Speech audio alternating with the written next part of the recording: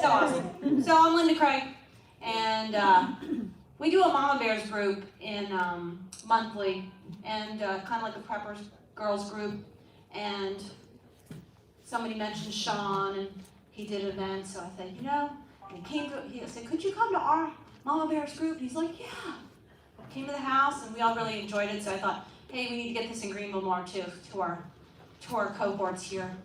So Sean's going to talk about that, and and I want to first thank Glenn Hurst of giving us this space. Glenn's way back there, one of our patriots for Horizon Church. Thank you so much for coming, and thank you for offering us all this great AV and all this information. So Sean's going to tell you a little bit of his background too, because I don't know the whole thing, but he's a little world traveler, and he'll tell you that.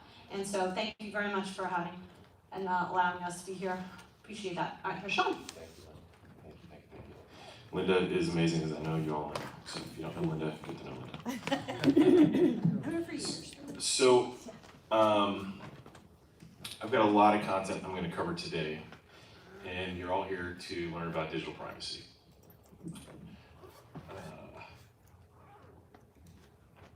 I don't know if I heard this from someone or if God just gave it to me in a dream, but I woke up one day and I wrote this down.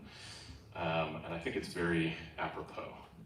I hear too many people talking about how important our First Amendment is and Second Amendment is and whatnot, and hands down, yes, but our digital privacy is just as important. And when people say, well, I've got nothing to hide, my data is really not that important. I don't care if my government or third-party actors are looking and snooping on my data without my knowledge, or even with my blind consent, because you click on I agree on terms of service without actually reading the terms of service all the time. That actually does matter. It's no different than your voice being silenced. You have your data being silenced and or being used and viewed by, again, state and non-state actors that are abusing that data. They are abusing that data. So I think it is just as important. So what are we going to learn today? We're going to learn a lot. So I'm going to cover a lot of topics primarily focused around what it is that these big tech companies are doing, how they're specifically going about stealing our data, using that data. When people say, well, I don't pay these companies anything, so I'm not giving them any money. Well, the reality is they're making money off of you. And I'm going to show you exactly how they're making money off of you. We're going to talk about what is open source versus closed source. We're going to talk a little bit about different applications that you can use both on laptops and mobile devices that are free and open source. They compete directly with the likes of your iOS applications, your Microsoft Windows, your you name it, Amazon, these big tech companies, Google Apps. There are so many different options that are available in the marketplace that people just don't know about because they don't have billion-dollar budgets to manipulate and brainwash the masses into convincing them that they need to be using those products, right? So I'm going to walk you through some of that because I learned very early on in my life that I can't imagine myself becoming that which I haven't experienced or read about or seen in some way, shape, or form, right? So a lot of the fear that people have around, well, I can't switch off my device because it's going to be too complicated and I'm not a tech person and I hardly understand how this stuff works in the first place. Once you start to see and experience how seamless this process is and how easy it is to use this stuff, I think a lot of that fear will start to dissipate. And there's a handful of people that I just met who are familiar with how to use some of these tools. That could be resources. There are a ton of resources online, and I'll point you to some of those resources online that you can use. So if you get stuck with a question, there's forums where people have answered almost every question you can imagine about who are going through the same stuff that you are. And there is a legion. We have millions of people globally right now that are making these transitions. So I'm going to speak a little bit to what that looks like and how many people are leaving big tech right now. So my point is there's an army of people who are here to support you, not just myself, not just some of the people in the room, but there's people all over the world who are available to help.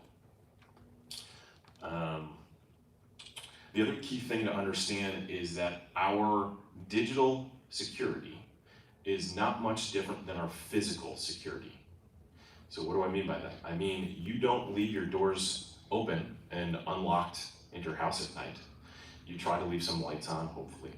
You try to have some security cameras around your house, whether they're working or not. It's been proven that they deter criminals from targeting your house, right? There's certain things that we do to protect our physical security. Some of us are armed, some of us are not, but knowing some martial arts, right? You can live in a bunker with turret gunners sitting outside your house if you really wanted to go that far from a physical security standpoint. The same thing exists in the digital space. So there's different things that you can do so that you're not blindly walking around with, you can't see it, but many of us are blindly walking around with a big neon sign above our head that says, please steal my data. I'm actively and proactively going to give you whatever you want on my devices that I am carrying around with me right now, right? You don't know that because it's virtual, right? It's in the virtual realm, or it's in the non-kinetic realm, right? But there are hackers, just as there are bad actors who might want to rob your house, who will sit in places like an airport or a grocery store or a strip mall, who are literally just waiting for easy targets to come through so that they can steal your data, right? So the objective here is just make you aware of what are these layers of security, right? And you have to understand what is your threat vector. What are your threat vectors and what are your risks? Right? For someone who's a public figure, like I am, who's traveling constantly and clearly pushing out a message that some people are not very happy about, I have certain threat vectors that a retired person who really only uses their phone every now and again to call their family and their friends, and really, they physically go to the bank because they like to physically be at the bank, so they don't do any banking online. That person has a much different risk tolerance than I have, right? So what I have to be aware of and concerned about, that person doesn't need to be as much. So we just have to understand, where do we sit on that spectrum and act accordingly. So we're going to cover all those topics. For the first half, I'm going to walk through what's really going on. The second half, I'm going to show you these applications. And just due to the AV setup, I'm going to be sitting back there. I do have a mic that I can use that's many summers on the floors of these exchanges, just watching what was going on and serving as a runner, helping out some of the traders and whatnot. But my dad said, hey, we need to virtualize this stuff. It's happening whether we want it to happen or not, so I'm going to be part of that process. So he helped. He never owned a lick of shares. He never bought and sold anything. He viewed the stock market as legal gambling. At age 14, he made me sit down and watch the 7-part VHS series on The Creature from Jekyll Island, if any of you have seen that or read that book. So at 14, I became a truther. And I've been a conspiracy theorist since I was 14. I'm 40 some odd years now. So I've been watching all this stuff, following the money, and I'm going to get into this a little later, but I've been following the money and looking at the ethos of the people that have the money and the power, and then asking some very direct questions and trying to figure out, okay, these companies that own and control all of this infrastructure in all of our daily digital lives, what is their ethos? Where are they coming from? And what you learn real quick is that there are a lot of conniving, greedy assholes, to put it lightly, right? So I said, okay, well, if we're gonna survive in this digital age, we need to do things a little bit differently, and we need to start regaining control of these assets. But I'll get into that in a little bit. So, went to Silicon Valley in '98, went to university there, started a company as a sophomore in '99 because me and a handful of buddies in our dorm room said, hey, if these idiots can raise money, why can't we? So we did. So for better or worse, I've been an entrepreneur since I was 19.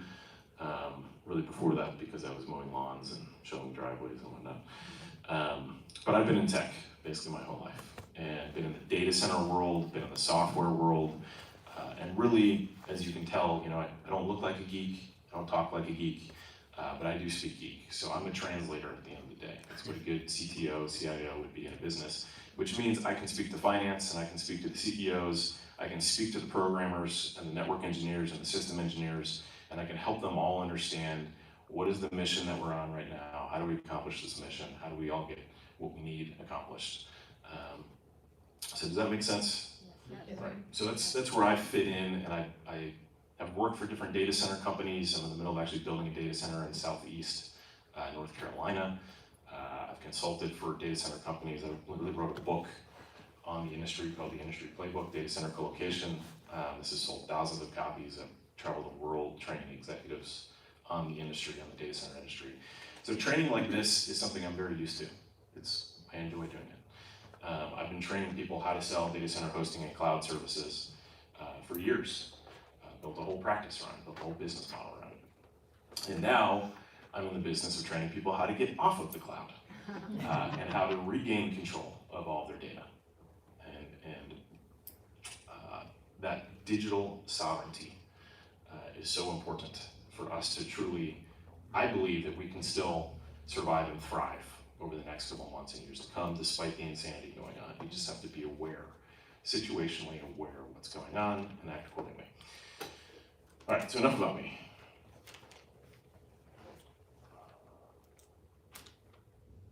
All right, so any questions so far? All right, so there's bathrooms, by the way, I think that are out that way. You're out to the right, in the back. Yep. There's some back here too? Yep. That says yes. If you have to go to the bathroom back here, feel free to get up and go. I'm gonna have a formal break when I'm done with this piece, which will probably be in about 30, 40 minutes-ish, maybe a little bit longer, depends on questions. Feel free to raise your hand if you have questions. I'm happy to keep this a conversation versus me. I hate standing and just talking to people. I don't want to be doing that. I'd rather we have a conversation. What's the Wi-Fi password here? I have no clue. Is there a Wi-Fi password here, Glenn? Yeah. There is? Verizon.org. Verizon.org? All lowercase. ORG. Lowercase. Verizon. Horizon. Hor- Horizon Church. My text says it on my brain. Horizon. Sorry, Horizon. How did you get to Greenville from the valley? That is a great question. So we ended up, I was living in Santa Clara, California, moved to the beach because my grandfather was a developer and he actually developed if you've ever been to San Diego, if you've ever been to La Jolla, San Diego, it's one of those beautiful places in the world. Used to be a lot more beautiful and there were far fewer people there. But he developed the La Jolla Shores Club Dominiums, which is like right on the water, right across from Kellogg Park. So I was very spoiled growing up, spending about a month every summer of my youth going to California. So when I actually had a choice to go to university and got a partial scholarship to go to Santa Clara University in the Bay Area, I was like, I'm going to California. And somehow, by the grace of God, my parents let me do that because they were convinced that I was going to go to like Steubenville or Notre Dame or something like that. But I got waitlisted to Notre Dame. I got into Santa Clara. I was like, I'm going to Santa Clara. I said, okay, because I have family out in California. So moved to California, went to University of California. Even before I graduated, I moved to the beach. So I was commuting about an hour to and from classes for about 6 months before I graduated. Fell in love with Santa Cruz, California. Met my wife, who actually went to San Jose State, but we only met after the fact when she came in to do an interview at the startup I was in. But we started moving further away from the beach as we got married and started having kids, and it got more expensive for us to be closer to the beach. But literally around 2014, 2015, the Lord really spoke to us and said, you need to get the heck out of California because all hell was going to break loose here. And I knew that was going to happen. I could see the writing on the wall that was going to happen. And really, the Lord just spoke to us in a variety of different ways. And so we sold our house and we moved to Raleigh, North Carolina. And that was, I do a lot of economic development work too. So I was looking at mayors, I was looking at city councils, I was looking at growth, I was looking at places to raise a family. I was looking at all these metrics. And Raleigh at the time was just a great place to be. There was a lot of tech. They spoke my language in the tech industry. Downtown was being revitalized and popping. And then COVID hit and everything changed. Like literally overnight. I knew the mayor personally. I was having lunch with her every month. She was what we thought was a libertarian leaning, ball busting, New Jersey, fiscal conservative, go-getter, pro-business go-getter. And literally overnight, she turned into complete communist. Like complete communist. Refused to talk to me anymore and just went full-on communist. But if you follow the money, which I should have done, and realized that 75% of her campaign finances came from out of state and came from various PACs, backed by guess who? George Soros. Then it's very telling as to why she's acting the way she's acting. But they shut down downtown, and I will always remember being downtown at night, right during the BLM riots, and they had the peaceful protesters, and they had all the cops that were surrounding the peaceful protesters. Literally behind them, downtown was getting annihilated by looters and rioters. And I had friends who had businesses downtown, my business was downtown, who were defending their own business, getting beat up by the rioters, and we were going to the cops saying, what the heck? And they said, well, we were told to stand down. And the even better one that made me lose my freaking mind, and I was like, we're getting the hell out of here, is when they said, well, this is what these businesses have insurance for. Yeah, right. I'm out of here, we're out of here. And then we had stuff with the school district and whatnot. We pulled our kids out and homeschooled our kids for about 2.5 years because of all the garbage that was going. So we said, okay, we're out. We're leaving Raleigh, but where are we gonna go? So we literally sold our house in January of 2022. It's 2023 now, right? The last few years have felt like decades. Sold our house in January. We had no idea where we were gonna move. And we just decided to put all of our stuff in storage, got in a SUV, and with my 3 kids and our dog, and literally traveled all over the Southeast. We traveled into Florida, we traveled out through Alabama and Georgia and South Carolina and North Carolina, and just went hunting and praying, and ended up in Inman, South Carolina when it's all said and done, after doing some interviews and talking to sheriffs and talking to school boards and looking at what was really going on in these communities. But upstate South Carolina, from my perspective, is one of the safest places to be, because of all the traveling that I do, I wanted to be in a community that I knew my family was going to be safe. And when my son goes to Chapman High School, currently my daughter's about to be a freshman there too, he's going to be about to be a senior. But when the nurse from Chapman came out and said, I just want you to know, I'm not vaccinated, we don't push vaccinations on the kids, I almost started crying. I was like, you do realize that if you said that in North Carolina, you'd be fired and you'd be terminated and probably sued for saying that, right? And they pray before sporting events, and they have pictures of Jesus up in the class, in the public school classroom. It's a different ballgame, and I have so many other stories I can tell you. But that's why we're here, long story short. So, this is key because I do travel the country, and there are patriot groups like this all over the country, and I think you guys don't realize how good you have it, right? And as much as things aren't going the way we want in certain areas, especially down in the State House in Columbia, things are pretty darn good here relative to the rest of the country. And what are you seeing in other parts of the country? Like, yeah, obviously we see what's filtered that we're allowed to see, but Right. What's your perspective when you go to some of these other areas? That's a whole other hour long. Okay, yeah, all right. But it comes down to this. There are people who are proactively in the fight right now, and some of them are super burnt out, as we all are, right? But that group is slowly growing, right? Within those little groups, I see in any given community, there are dozens of groups like this. They're primarily not in the major cities. The major cities, in my humble opinion, are going to be completely screwed. Yeah. And I'll dig into some of the reasons why from a technology perspective. Huh? You see tyranny in some of these places. Total tyranny, yeah. And just mind-controlled slaves, just complete mind-controlled slaves. Yeah. So I would ask, as you travel, don't mention how great it is in the upstate. Please. Yeah. You say that, but I'm here, right? I moved here. Well, But yeah. at some point, I'm conservative. Yeah. I'm, Yeah. pro-life. I'm awake, right? you seem like a good guy, but there's too many people here. We're full. People need to stop doing it. I don't care where you're from or how good or bad you are. There's too many people.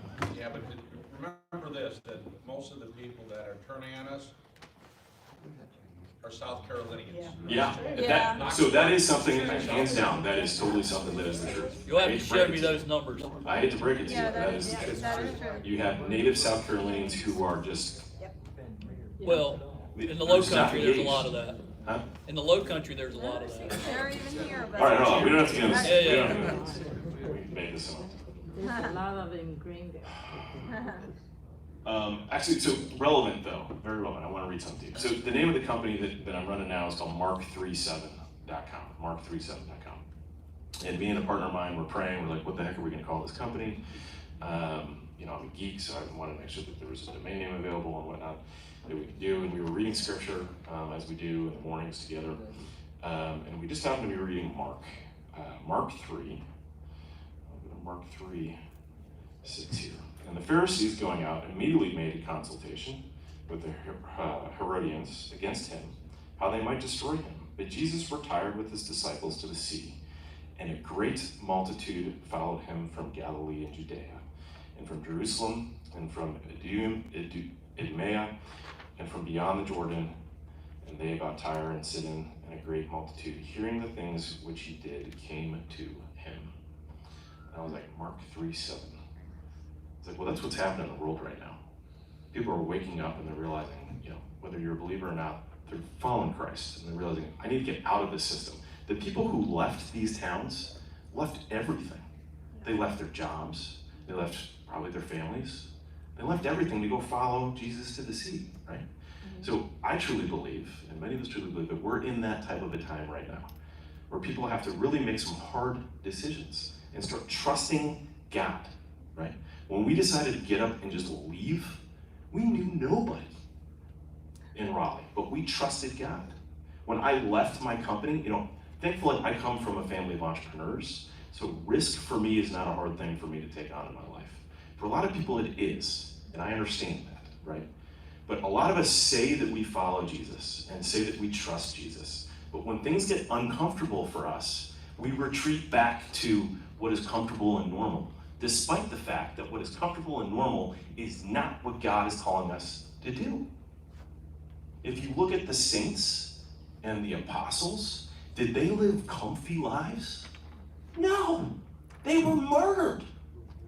So my humble belief is, and where I'm coming from, is we need to be on the front lines of this battle on a regular basis. And if we're not being persecuted, we're not doing something right? So take Mark 3:7, and I'm looking at it, and I have my geek mindset. A 3 is an E it's called lead speak, and a 7 is a T. So what does MARKET spell? Market.com. So our whole business is trying to bring forward products and services and technologies, not like what Public Square is doing, which is if you say that you're a Patriot-owned business, you can put your business online, you pay your fee, you have to fill out a questionnaire. It says, I guarantee that I'm a Patriot-owned business and that I support the First Amendment, Second Amendment. We're meeting the business owners. We're making darn sure that what they say they are, they actually are, and that the products and services we're delivering are actually moving the needle in transforming our consciousness and our buying behaviors. So what does that mean? We're going after health and wellness products like bioenergetics, where people are really realizing how important frequencies are, energy and frequency is. We're going after homesteading, products and services like atmospheric water generation systems. So you can pull water out of the air. It's called the dehumidifier, folks. It's not that complicated, right? Why is this not in every single person's home, cranking out a ton of water for us so that we're not tied to the municipal water system, which God knows what's in those, right? We're going after autonomous energy production systems, right? What if we could unplug from the power grid? They don't want us to do that, but what if we could do that, right? We can do that.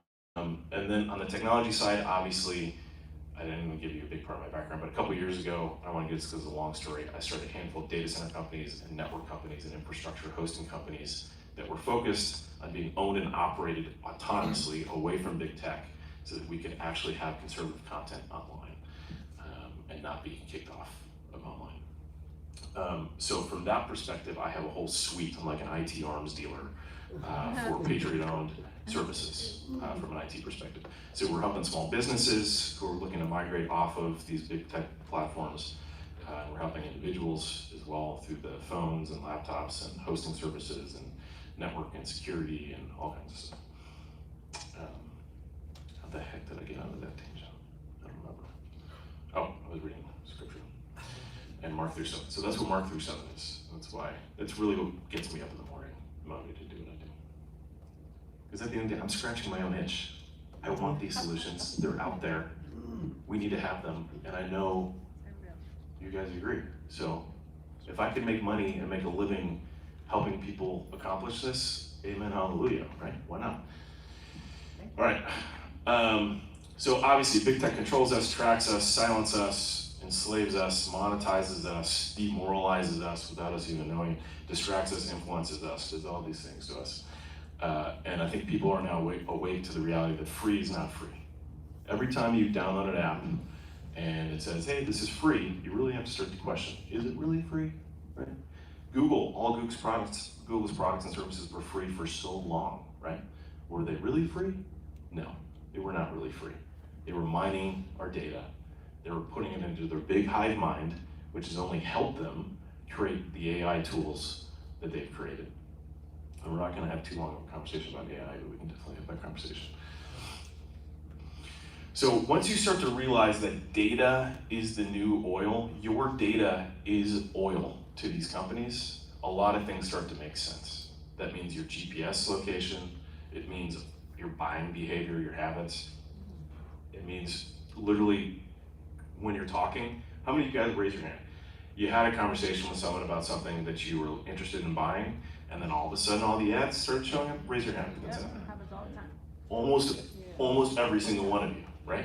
That is not a coincidence. That is technology that's been out for over a decade that they just don't want to tell you about.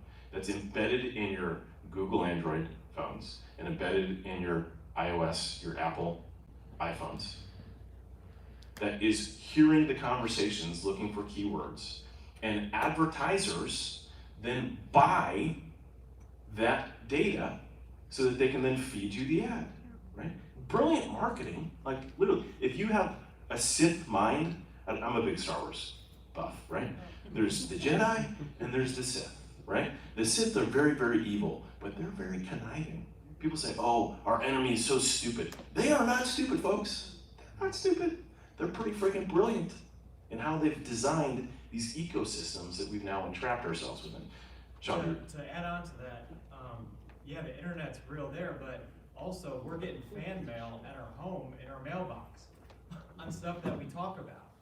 I mean, my wife was looking for a new engagement ring, and we got mail about rings in our mailbox to current residents. so any which way these companies can make money, they're going to make money selling your data. Yes, sir. Are you gonna talk about, I don't know if you were gonna talk about it, but in my business, most of my clients advertise with geo-targeted. Yeah. It goes right to your mobiles. Definitely gonna cover that. Okay. Yeah. All right, so your data is the new one. And here's all the different ways they're making money from you. They're making money from you buying their devices. And you say, well, I'm not buying a device. I'm paying a monthly fee to Verizon or whatever. You bought that device. It's just Verizon is reselling that device, charging you a monthly fee for it. Every single, thing that you pay for off of the Apple App Store, the Google App Store, they keep anywhere from 30 to 45% just for controlling these ecosystems that you're buying services from. Even in-game purchases or in-app purchases, they're still keeping 30 to 45%. Think of how much money these companies are generating, and I'm going to show you how much money they're generating. Cloud storage subscriptions, everything's just uploaded to the cloud. I can guarantee you, if you were to look at your cloud storage account that you have with Apple or with Google, and you were to go through all the pictures and videos you have up there and the files that you have up there, you would realize that 95% of those pictures and videos and files you don't need. You don't need. You'd be like, delete, delete, delete. Yeah, I don't need it. There's 1 out of 10 pictures here that I took that was actually useful. Delete these, right? So you can narrow down, well, I have a terabyte worth of storage, it's so big. Like, well, I can fit a whole terabyte. This thing right here, and this is a 7-year-old device. This is a terabyte right here. You can narrow down that terabyte down to probably less than 100 gig, which you could fit on a USB stick, like a tiny little USB stick. So point being, you're paying for storage that you don't need, both on your local hard drives and the cloud storage hard drives. Obviously making money from advertising, selling your data to the government, to third parties, making money from hosting on your websites, all this stuff. So here's the kicker that people really need to wrap their head around. And I get furious when I see comments online about how we need to boycott Bud Light and Anheuser-Busch, we need to boycott Target, and we need to boycott all these woke companies. The wokest of the woke companies are Apple, Google, Facebook, Microsoft, Amazon. And they collectively make over $1 trillion a year. Let that sink in. Over $1 trillion a year from these 5 companies alone. And they are the wokest of the woke. So when people are like, well, we need to boycott these companies, people. 100%. So for all of you who are like, well, it's so hard. Is it really that hard? You have the time in your day. It would take you maybe 15 minutes, 20 minutes a day just to start learning a little bit of inch by inch moving in that direction, right? So if you decided, hey, I'm done banking with Bank of America and Wells Fargo for obvious reasons, right? And I want to change to a local bank, a community credit union or whatever it is. You don't just be like, okay, click, click, click, done, right? It's easy to do that with Netflix. Well, I'm not watching Netflix anymore. I'm turning that off. Click, done, right? Click, unsubscribe, done. You may still get billed from them and have to fight with the credit card because they tend to do that. They'll still keep billing you even though you just don't need it. It's a little bit more hard than just click, click, done. The convenient, easy stuff, right? If you're an Apple user, Apple has made it very hard for you to get out of their system. But we still have, now we train you how to get out of their system, so instead of it taking like 20 minutes that it takes with Google, it's actually pretty easy to migrate off, and I'll explain to you why. Apple might take you about an hour to get completely out of their system, right? So it takes a little bit of time, right? Do you have to learn brand new things? No, not really, right? So it's really not that hard. And you say, well, I need to be on Facebook because I have family and friends that are there that I need to talk to. It's like, okay, fine, right? If you want to have a Facebook account, you can open your browser, you can log into the account. Don't download the app. Whatever you do, don't download that Facebook app. You can open a browser, you can log in your Facebook account, go on there, do what you need to do, and get off, right? But you have to realize that Facebook is going to monetize you when you go on there. They're watching what you're doing when you're on the platform. Everything that you're doing. So they are going to monetize you. So you just have to understand you're giving Facebook money. And if we're going to sit here and say, I'm not going to continue to feed the beast that's enslaving me right now, that is a beast that is enslaving us right now. For the influencers that are out there, who are out, I view them as going into Sodom and Gomorrah, trying to pull people out, right? So one of our partners, James Charles Phillips, he's goes by Constitution Cowboy. He's on TikTok, he's on Facebook, and he's out there preaching the gospel and trying to wake people up. But he's directing them off of those platforms. He's saying, get the hell out of here and go over here, right? So he serves a purpose. He's going in there as a special forces operative, trying to pull people out. So he has a purpose, right? But if you're just there to consume content, please, for the love of God, reconsider using those applications. Over $1 trillion, and this is just Meta, aka Facebook, Alphabet, aka Google, Microsoft, Amazon, and Apple, right? Over $1 trillion, people. And you say, okay, that's a lot of money. Sorry. By the way, this is all available online. Yep. If you go to, did I put it? I don't know if I did. I have your information. If you want, this is all available online. I literally sat in front of my computer and did this whole talk a lot less passionately. But I went through all this data, so you can have these slides, you can share these slides. It's on an Odyssey account. If you go to Odyssey, ODYSCE.com, you look up Mark 3.7, you'll find this is one of the videos that's up there. All right, so these 5 companies combined make over $1 trillion annually, which I already said. They spend over $15 million annually, collectively, lobbying Congress. And I know this because I have lobbied Congress. I spent many years in DC going into meetings with congressmen and women, mostly their staffers, because the congressmen and women really don't do much. It's their staffers who are all 21, 22, 23-year-olds that do everything. Trying to explain to them how and why it is that these big tech companies are really not going to be in the best interest of their constituents who worked at the local internet service providers and the local hosting companies and these local businesses, these IT companies in their local area. They're going to put them all out of business. No different than how Walmart and Target put out all the small businesses. It's the same thing from big tech. But as we would be walking out, and they'd be like, oh, that's very informative. We'll take this into consideration, Sean, or our team. In would walk AT&T, or in would walk Google. And they'd be like, hey, did you have fun last night at the strip club? Did you have fun last night at the pool? And it's like, we don't have the money. Like, we just can't compete, right? With that, right? They're building relationships because they're paying to have people permanently in DC or in Columbia who are sitting down on a regular basis with these folks, developing personal relationships, and really getting as much dirt as they can on these people so that they can force them to do certain things that they want them to do. Over 80% of the employees at those 5 companies alone are Democrat, vote Democrat. Donated over $15 million in the 2020 election, and that does not even include the PACs, the PAC money that these 5 companies push, the money that goes into these PACs.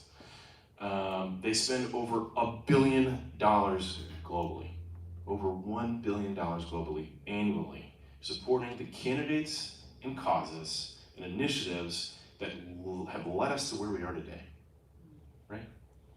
So you follow the money. I started following the money and I was like, this is so blatantly obvious. And it goes even further because you look at the venture capital, so in Silicon Valley, I was on Santana Row on a regular basis. I'm a seed stage entrepreneur and an investor. I've invested in about a dozen companies over the years, or a dozen companies over the years. I've been on Santana Row. I've met these VCs. I've met the people who put money into these VCs. They are the leftist of the left. And I started realizing, holy crap, all the money that's funneling into these venture capital firms on Sand Hill Drive in Silicon Valley, which is where all of them are, and the private equity firms, are really the same people. It's like the same 50 some odd billionaires that are putting all the money into these VC companies that then funnel it down into the seed stage companies. Now, just as we're seeing with ESG, forcing publicly traded companies, the same thing happens with these seed stage venture-backed companies over and over and over again. And they say, hey, Mr. Entrepreneur, we need you to do this. And the CEO is like, well, no, that goes against my values. You know, I built this company, it's a family. I care about the culture of the business. And they say, well, we need an exit or we need a tax write-off. You're doing it. You don't have control of the business. We have control of the board. You're gonna do what we're gonna say you're gonna do. Because when they took the VC money in, they gave up controlling interest in their company.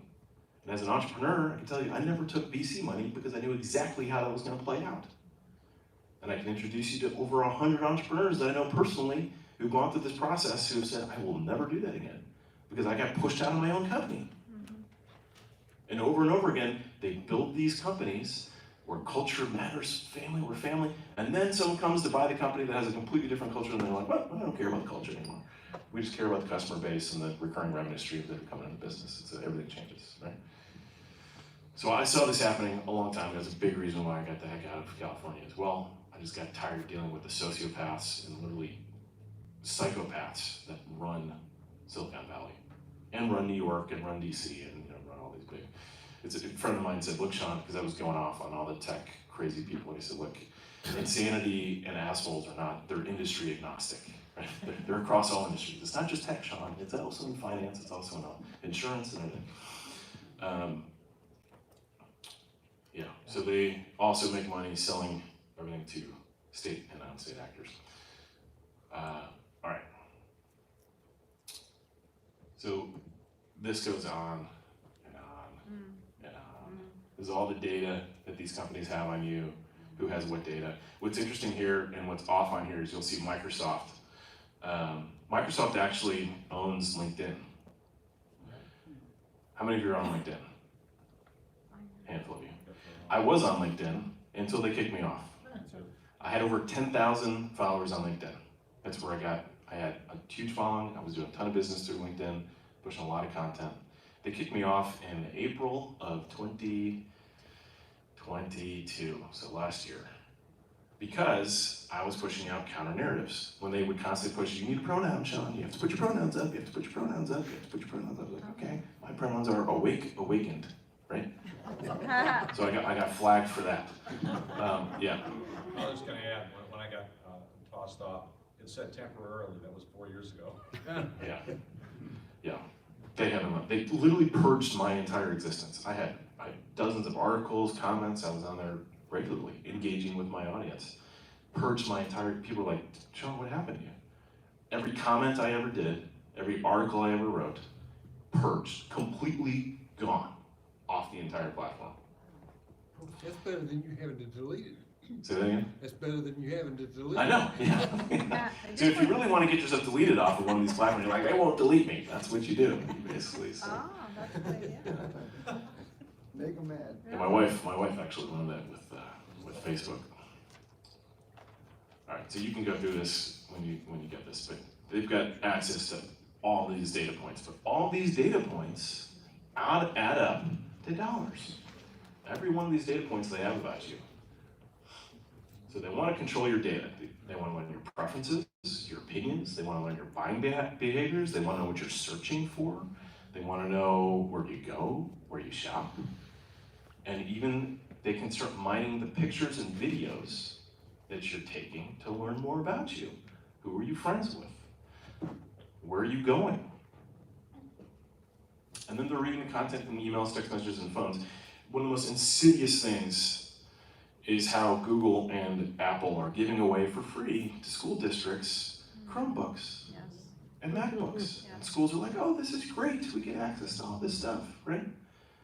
All they're doing is creating profiles now on our kids Future customers. Yep.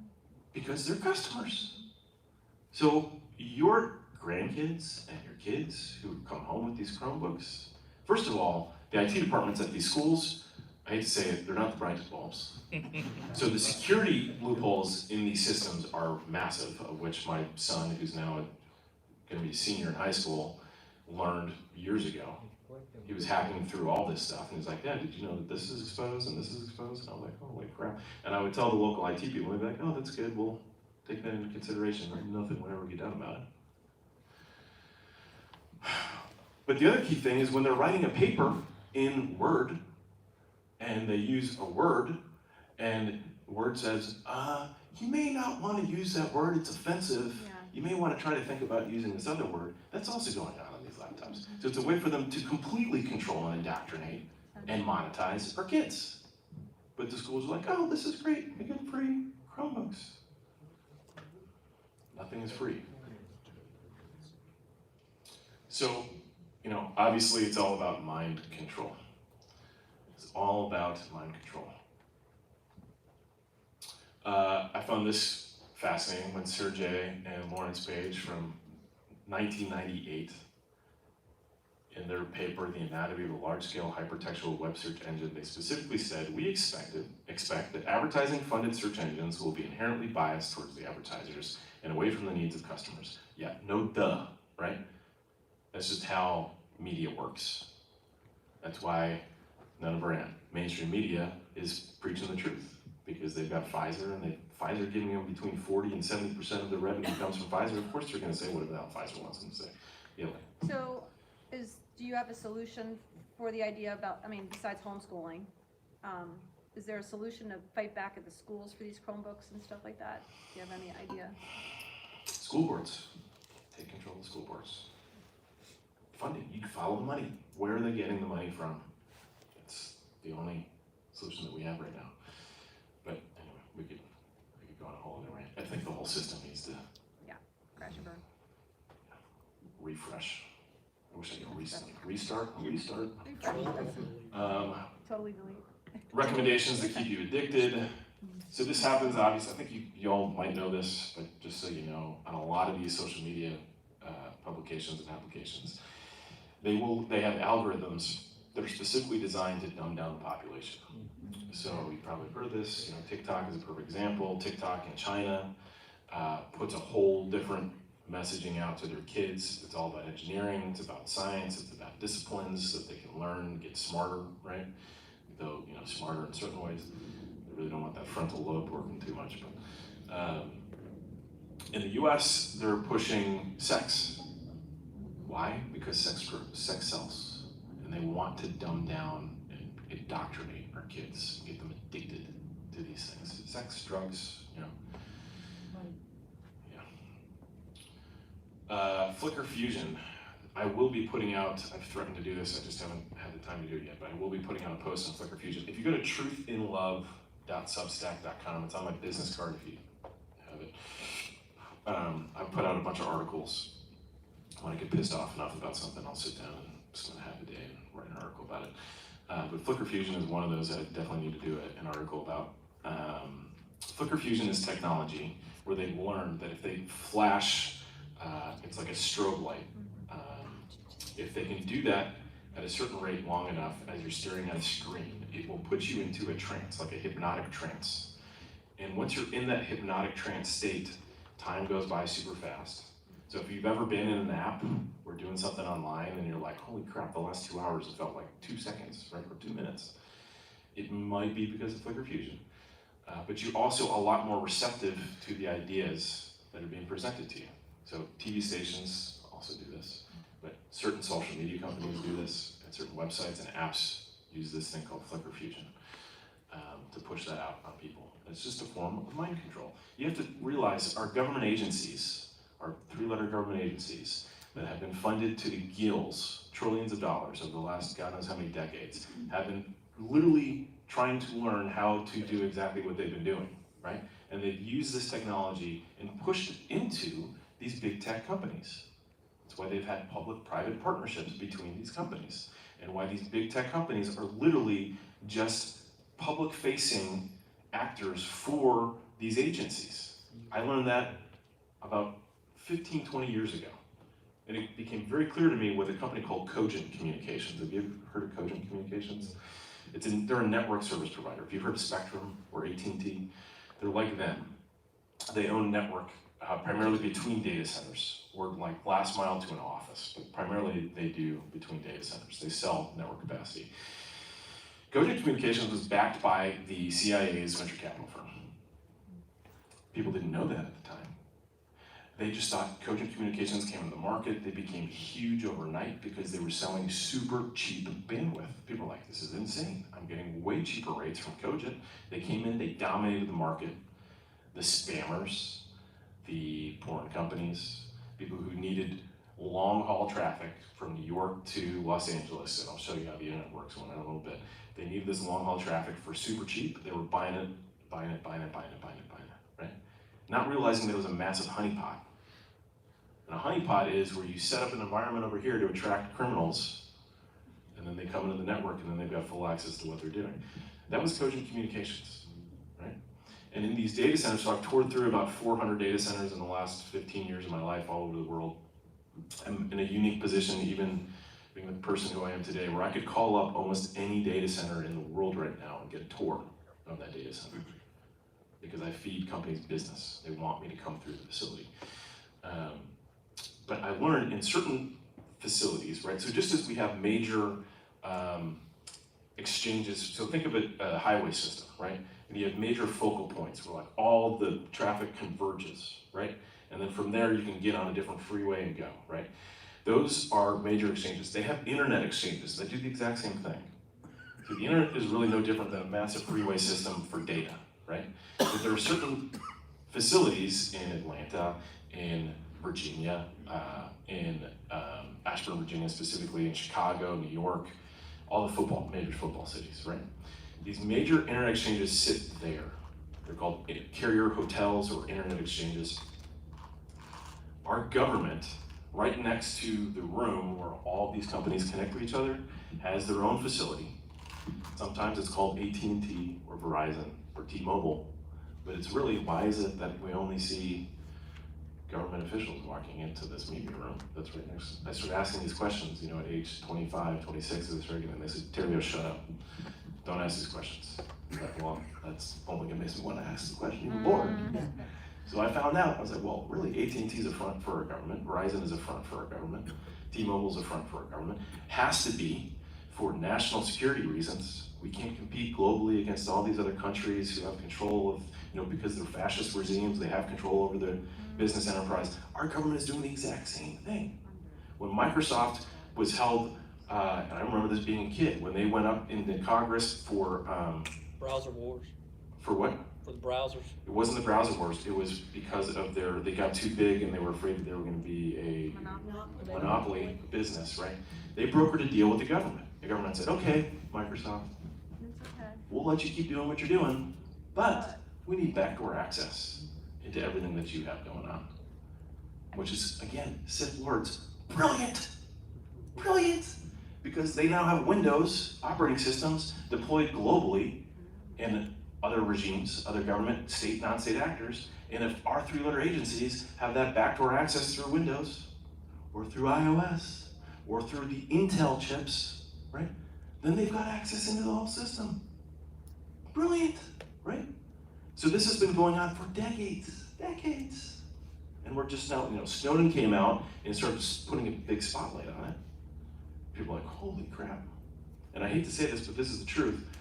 The one thing where the public really started to get outraged with the Snowden stuff is when they started realizing that their sexy pictures, I'm just gonna call them sexy pictures that they were sending, were literally being watched by the government. That's when people are like, wait, what? The government has access to the photos I just sent my wife or my girlfriend? That's not cool, right? Everything else, they were like, whatever. Right. But then they're like, wait, what? They've got access to them. They have access to them. So that's what I learned at age 25, 26, is that in the industry, the data center industry, and the hosting industry, our government has complete access. And that's where I was like, huh, that's interesting. And at the time, I was a little delusional. I was like, well, it's probably for good reasons. We do have to compete with China, we have to compete with Russia. Anyway, yes. I read something a couple of weeks ago where music, they changed the hertz on music Yes. over 100 years ago. Yep. It used to be 432 hertz, which is Mozart, Verdi, Right. everybody, the Egyptians, everybody had that because it opened us up to just being connected to God, and Yep. nature, and Right. everything else. So when they changed that, it's difficult to find any kind of music that is true music, because if you do listen to that hertz, I listen at nighttime sometimes, and it really makes you feel very calm, and it just gives you a different sense. Right. Whereas everything is at this 400, and it's meant to make you kind of crazy, More even though you're intense. listening to Yeah, Dizzy yeah. Gillespie, or you're listening to rap or whatever. It's just meant to keep you on edge all the So time. they've known frequency matters. Yep, and And trying they to can find that kind of bombard the music airwaves. on your phone or Right. on your computer is Yeah. difficult because you don't know, Yeah. is it they saying it is this, or is it really Right. that? That's where people love live music. I just was at there's a concert downtown Inman last night that we went to, and just loved it. And people were like, what, this sounds different. Well, it sounds different because it's live, right? It's not coming through devices where they're distorting everything. But who's the God of the air? Who was the God of the air? Lucifer was the God of the air, right? So if he controls the airwaves, and they can control the frequency around us, they can affect our health, they can affect what's going on here. And that's also, if you dig into this stuff, which I've been digging into for too long of a time, you learn stuff that they can manipulate all kinds of stuff going on in your head. All right, but thank you for that, because that is very true. All right, crap.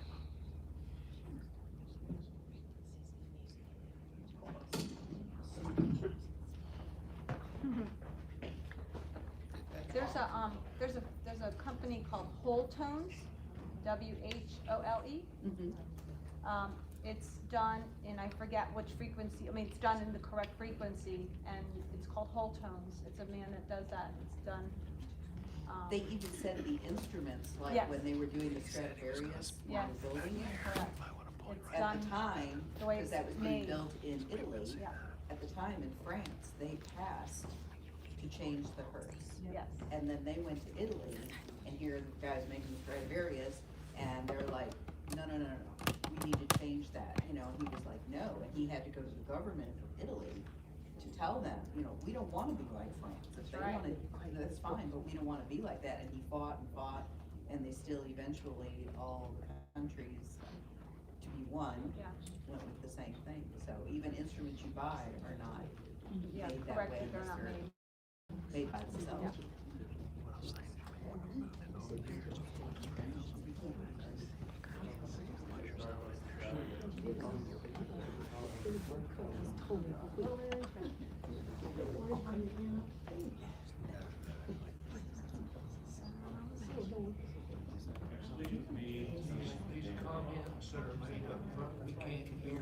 Say that again?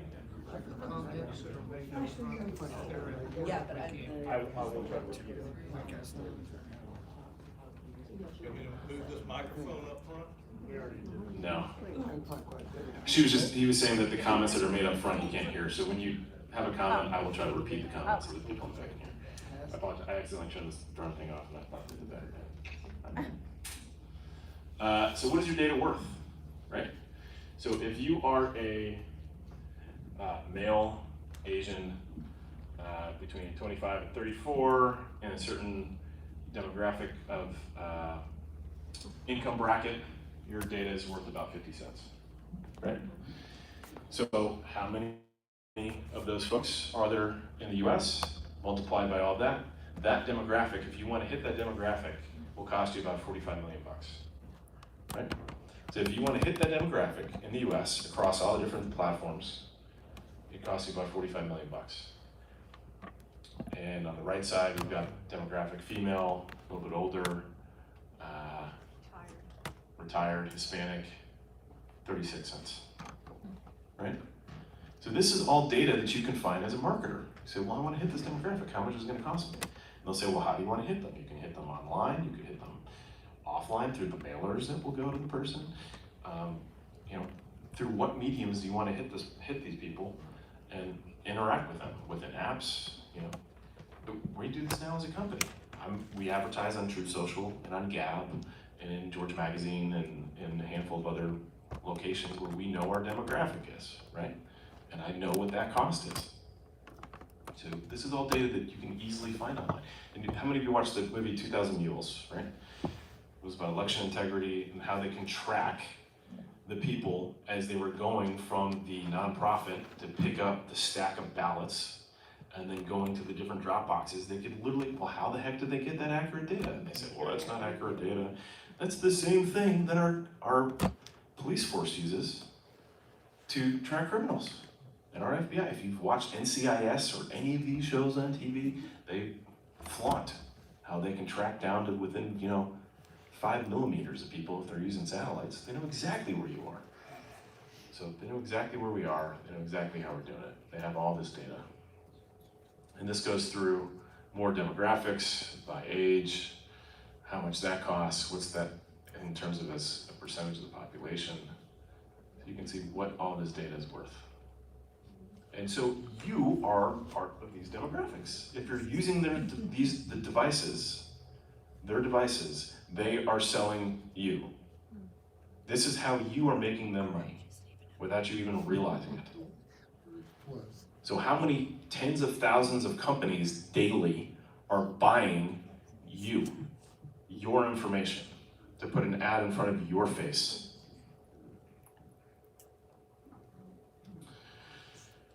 So I don't know what you feel about Bucky Filler, but this quote from him I think is so apropos, and it's that you never change things by fighting the existing reality. To change something, build a new model that makes the existing model obsolete. And this is where I get very frustrated with people who say, well, I'll make the switch. Conservatives and patriots, we just need to build better tools that will really get people to switch over because they'll want to switch over because it's just a better system and a better tool. Like, look, we are trillions of dollars behind, billions of dollars behind from a marketing perspective. We don't have the advantages of the three-letter agencies that have literally perfected the art of mind control, right? And print money. And you want us to somehow create some brand new product that's gonna convince everybody to migrate over? No, at this point, to be honest with you, the reason why I talk to this audience and I'm not on TikTok having this conversation, because I believe those who have not woken up yet over what's happened over the last 3 years are going to remain asleep until God works in their life in a very specific way, right? It's not my job anymore to drop red pills and to try to convince people that the world has gone crazy. If you haven't figured that out yet, that's on God at this point. That's not on me. I'm here to arm you guys with this knowledge and with this data and this information so that you then can go talk to your other friends who are remotely on this line and convince them to start making these shifts and changes, right? That's where I stand. So when it comes to technology, the interesting thing is it's become so cheap for us to create some of these new tools and new technologies that we can get pretty damn close, right?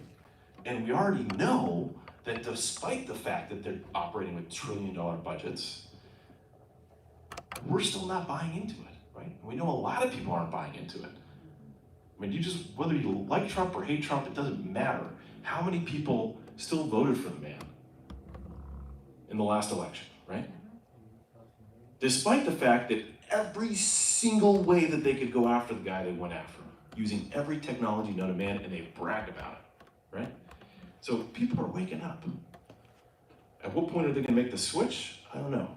I wish the same number of people who stopped drinking Bud Light stopped using Apple and Google, right? We should put those companies out of business.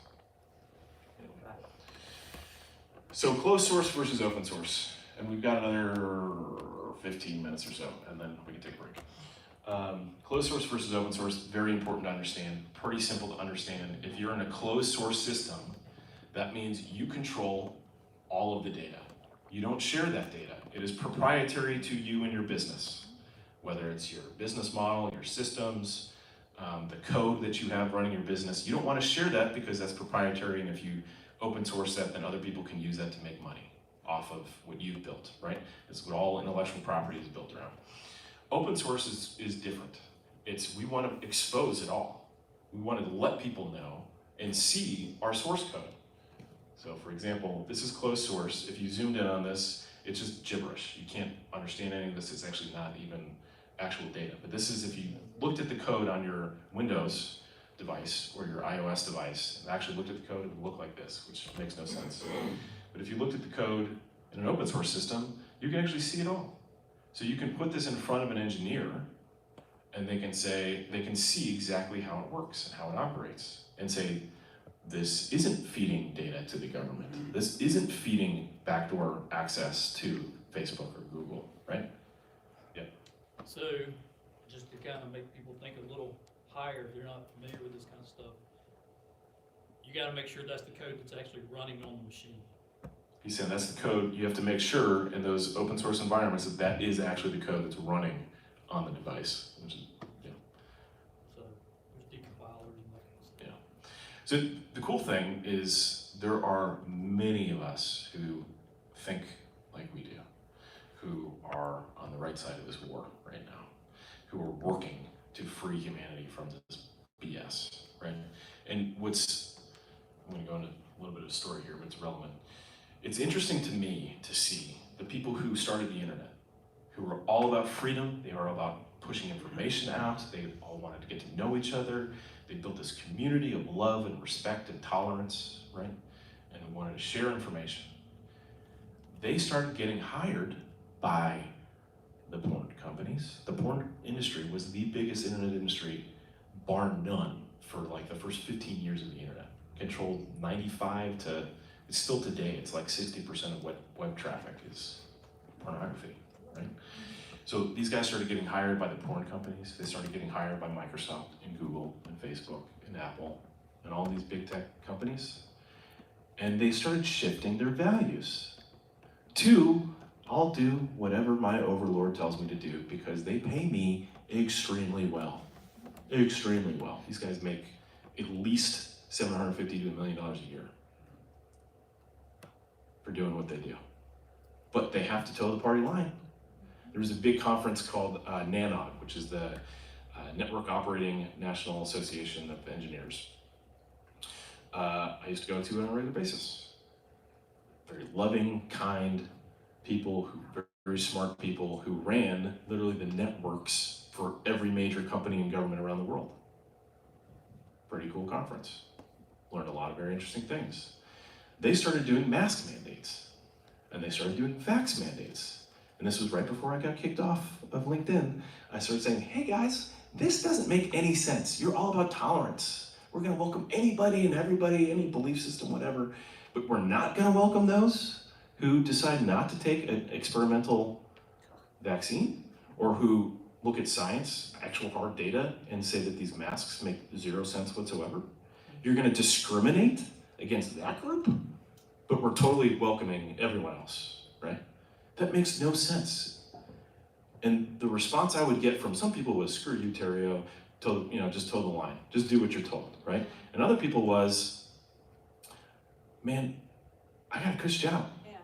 I'm making $750 grand a year, plus travel, plus all these bennies, and I've got kids in college, I've got mortgage, I've got this, I've got that. So I'm gonna do whatever they tell me to do. I'm like, okay, well, you're taking your life in your own risk, and that's like contrary to every value that I thought you had. But if you're all about the money, bro, you're all about the money.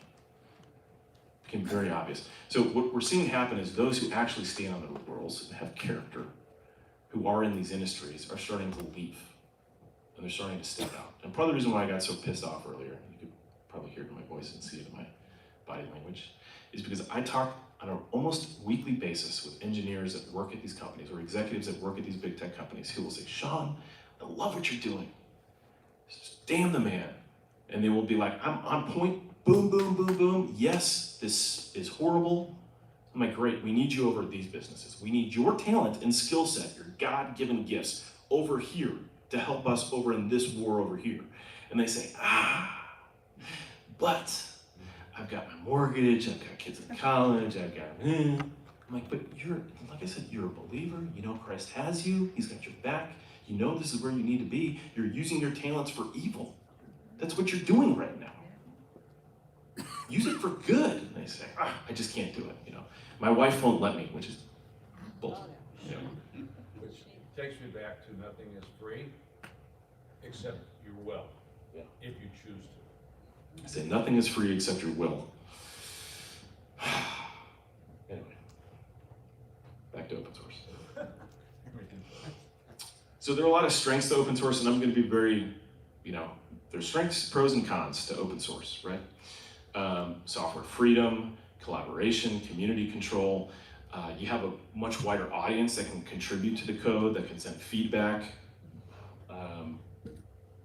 Look for security loopholes, which is what a lot of we're concerned about is security loopholes. So we have an army of engineers that are constantly looking at the code, the source code, to make sure that there's no security vulnerabilities and whatnot.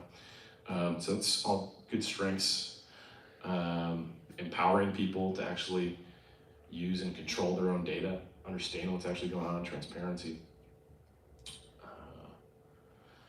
But the cons are this, and it's really no different than any other business. Open source is very much like raising a puppy, or raising a dog, or a kitten, right? When it's a puppy, it needs a lot of support. And you need to take it outside, when it goes to the bathroom, you need to teach it things. It just needs a lot of attention, right? And if you only have like 2 people supporting a project, an open source, free open source project, and something happens to one of those 2 people, or both of those people, then the project may die, right? Then there's no one constantly checking on it, right? So that's where some of the app stores that we promote and use will give you that information. They'll tell you how many people are working on the project. They'll tell you how many people are contributing to the project. And you just have to become more aware of what you're using, right? And ask some hard questions. Well, how big is this project? Do we really trust this project? Who's the person behind the project? Because just because it's open source doesn't mean that it's free and clear of bad things, right? You still have to follow the money. You still have to figure out who's working behind the project. Like there's an open source mobile operating system called Lineage OS that works on all kinds of different devices. Some of you who are in the space may have learned about it. We chose not to work with Lineage OS because it's really Google light. It's still running Google Play services, which means Google still has access to all the data that's being used on it. Not many people realize it, but Lineage OS does not mean that it's, free of Google. People say, oh, I'm de-Googled, I'm using Lineage. I'm like, well, no, you're not. Do you even understand how Lineage works? The other interesting thing about Lineage OS is if you look at who started that project, he's now a trans Luciferian. I'm like, well, that's gonna make me want to dig even deeper into what's going on in this project, right? So you have to follow the money always, look at the people behind it. So just because it's open source doesn't mean that it's good, right? That's not what I'm saying. I'm just saying because it's open source, you have transparency and you can see what's going on. And then you want to make sure you're talking to some smart geeks who can then audit the code and look at the source code. So centralization, decentralization, similar type of concept. Open source, closed source. Centralization of data is it's all in the Google Cloud. Google controls it, Google owns it. Yes, you can go in and do some things, but at the end of the day, you have no idea if they've mirrored your data somewhere else, which they have. You have no idea if the government has a open backdoor access, API access into that data, which they do. I can tell you there are just as many government-owned data centers in the US as there are private data centers. I don't know if you remember, I don't know, you don't pay attention to this stuff, but I do. There's a big data center that was built in Utah about a decade ago. And it had all, NSA's data center, had all kinds of issues, and someone died in the middle of, setting it up, and like, look over here, look over here, look over here, right? The one NSA data center being built. They have thousands of these facilities that are literally millions of square feet all over the country. All over the country. So they're saying, look over here, at this one NSA data center. That's one of literally 1,000 that they have, but people just don't know. They have no idea, right? Because they're not paying attention. So that's a centralized facility. Decentralized, and this is what I'm inspired by. People are like, well, the Patriot movement is too fragmented. I'm like, good, because then there's no one way to take us down, right? It's one thing where like, God bless Trump for what he's done, right? He's a human, but if he is martyred for whatever reason, right? Who's gonna fill that void, right? We can't be constantly needing leaders and not looking to ourselves, right? Figuring out how are we going to solve and resolve this stuff locally, right? Yes, we need fighters, we need people who are willing to take a little bit more risk than others to be out on the battlefield, but we have to be able to step up, we the people, and that is through a decentralized model. When information can be disseminated and pushed out to multiple organizations that aren't just saying, well, I'm just waiting for my next order. For those who have been in the military, I've done a lot of learning about military tactics, right? When you give control to the front line, things get done a heck of a lot better. Then you're constantly waiting for the general, the admiral, to give you the directions.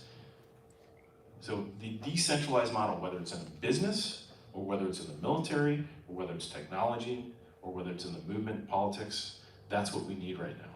So this mindset, this is what I love about the background that I've literally worked with thousands of different businesses of different types. I just see the commonalities across them all, right? The modalities across them all.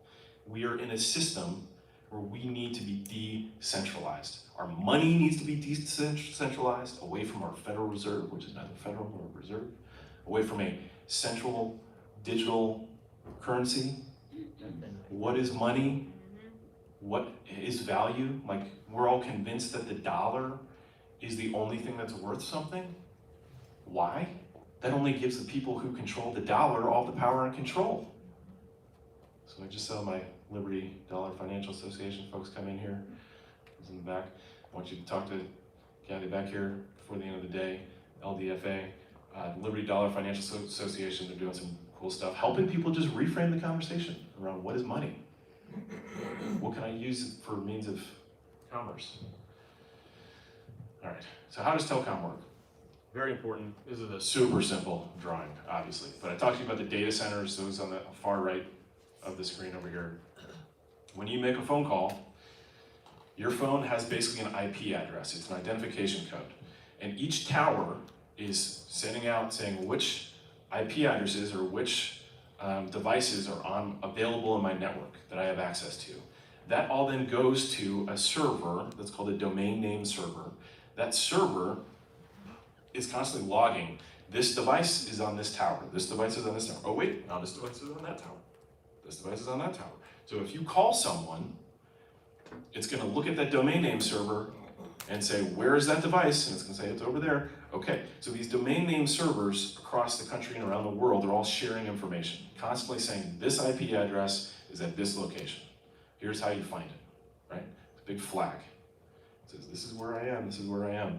So that it can instantly route you and route that call, route your, whatever you're doing. There's something really cool, and I'll show you when I get in the back for the second half of this, called a trace route, where you can literally trace the route for any given website that you go to. And you can see exactly which routers it's hitting, which cities it's routing through, and what data center it's in. was actually super fun for me early on in the business when I would call people talking about where they were hosted in the data center world, and I could say, I see you're hosted here. And they're like, how the hell do you know that? Like, well, I just did a trace route. I'm like, oh crap. I didn't realize, right? So what is a VPN? How many of you have heard of VPNs, right? Virtual private network, right? You all know how VPNs work? Or you just hear like, well, I know that using VPN is better than not using one, right? So very simply, the way VPN works is it takes your IP address, whatever, your phone or your laptop, and it will say that it's on a server on the other side of the country or in the other part of the world, right? So as publicly, all the domain name servers out there will say, if you want access to this phone, you've got to route through the server that's sitting in Kazakhstan, right? Even though I'm sitting right here. So in the internal network behind that server is where it routes to your phone. So that VPN company that's managing this knows where you are, right? But the outside world doesn't know where you are. So it makes it very important to know who owns the VPN company, right? What if I told you over half of the VPN companies out there are owned by the Israeli Mossad? Yes, follow the money. Look at the ownership of the business. Owned by the Israeli Mossad. People were like, I just saw on True Social, there was an ad for one of the major VPN companies that is owned by EdgeVPN. I forget which one it was. And I was like, oh. All the Patriots were like, oh, VPN company, great, we should use it. Patriot Mobile, let's use Patriot, no, not Patriot Mobile, Patriot Phone. You guys remember the Patriot Phone? They were awful. Patriot Phone, right? It's called Patriot, it must be good. No, follow the money. It was a massive grift. The entire leadership of the team behind it could give a crap about our movement, except for to make money off of the movement. Okay, so going back to the network. So that's how VPNs work. That's how telecom works. Your phone, the SIM card on your phone, right? It's this tiny little chip that you put in your phone. You can take it out and put it in a different phone. That is what controls your plan. So the carrier that you're using, whether it's one of the big three, so that's the next slide. Big three are AT&T, T-Mobile, Verizon. They're like the triopoly of the telecom industry. They control 90+% of the market. They own not the towers themselves, it's actually real estate companies that own the land and the physical tower. They own the equipment on the tower. So they lease the space on that tower to have their device that then looks out over the network in that local area, right? So AT&T, T-Mobile, Verizon, they own, they're the major telecom providers. Everyone else, Cricket, TracFone, PureTalk, US Cellular, Patriot Mobile, there's many more. There's three of them that we like. One is Patriot Mobile, one is called Red State Wireless. The other one is American Forces Mobile. It should be on one of those things that I handed out. But they're resellers. So when you hear about these companies, they're just resellers. So they buy in bulk data and voice and text from AT&T, T-Mobile, and Verizon, or all three. Some of them use all three. They're just reselling those services. And because they buy in bulk, they get a much lower rate. So they make the margin between their wholesale rate and what they're selling it to you at.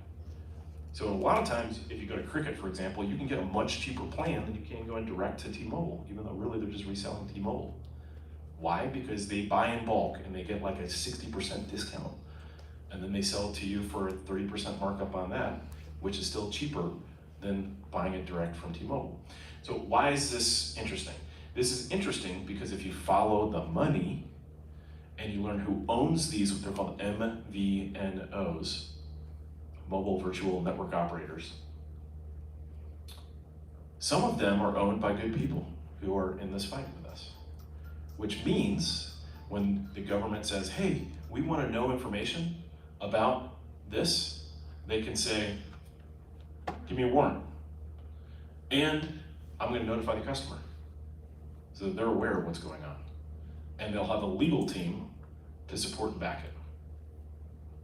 So very important. When we started the different data center companies and hosting companies a couple of years ago, I knew all the data center owner operators, and I would call them up and I would say, hey, can you help us? We need infrastructure globally, we need to go live ASAP, we need to know that you're gonna support and defend the First Amendment, Second Amendment rights so that we can have content online. I say, Sean, I love what you're doing, I'm so happy about what you're doing. I'm on board, I voted for Trump, right?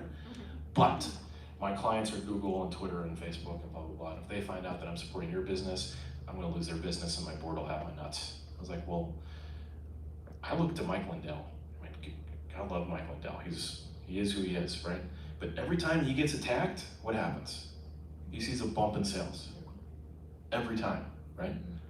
So I'm of the mindset that companies need to have the cojones to actually think like that.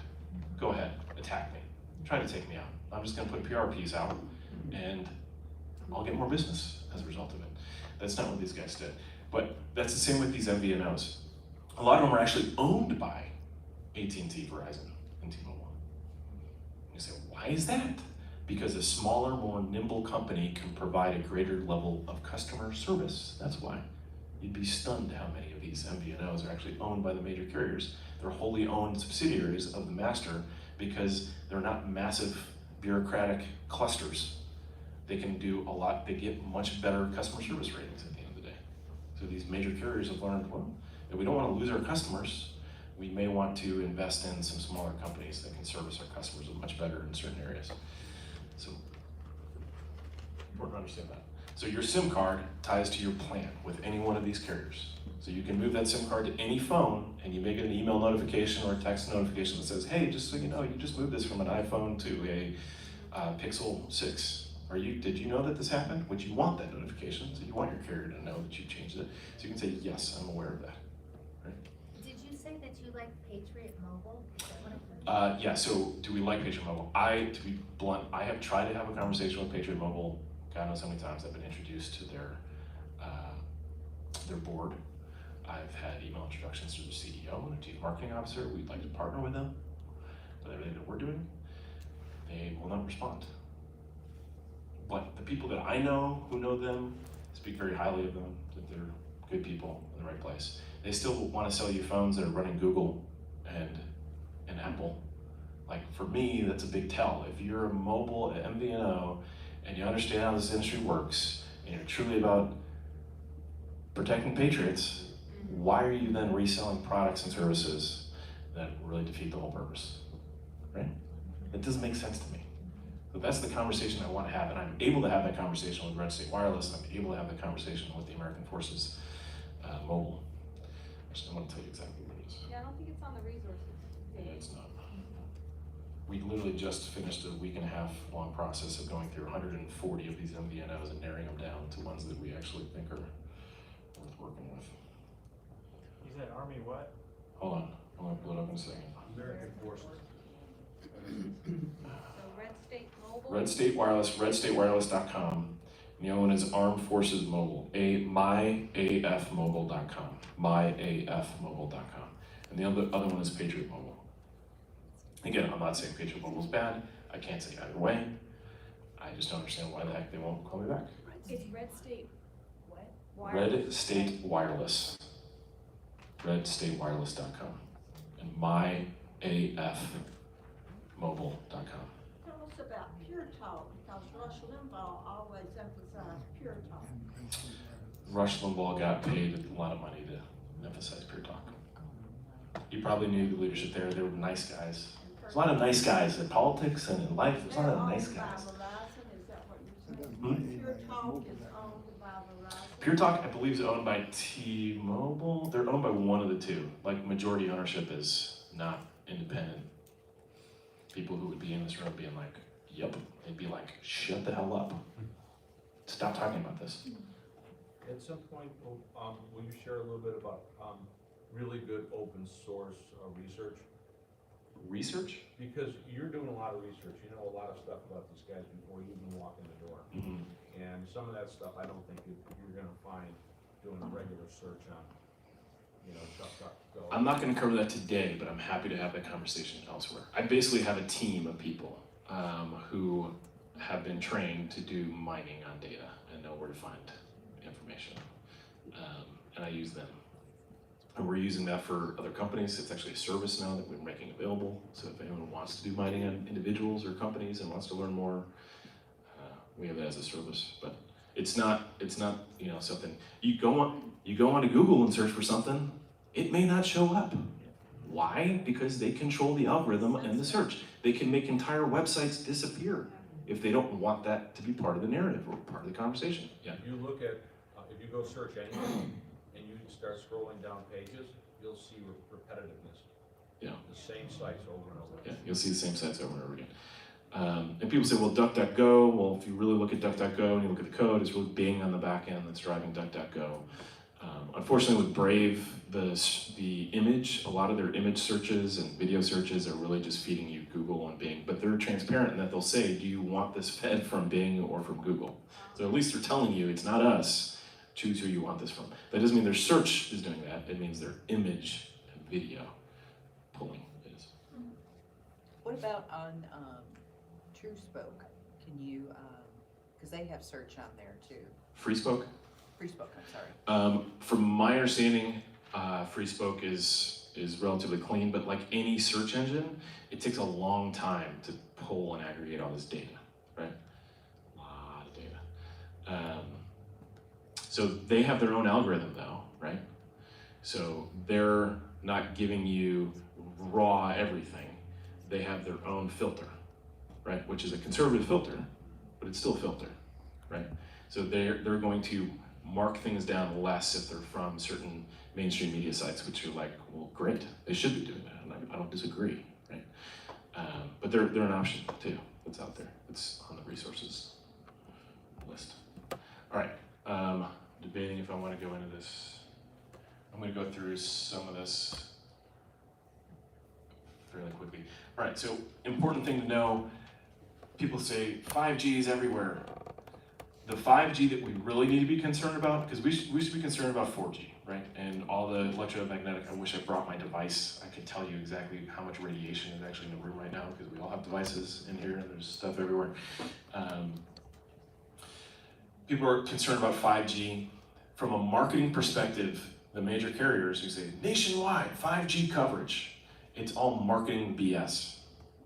They realized it was super expensive, and that these 5G devices, which I'll show you what they look like, that's a 5G device. You say, well, I see those everywhere. I'm telling you, you don't. You see longer, skinnier ones that are using a different technology.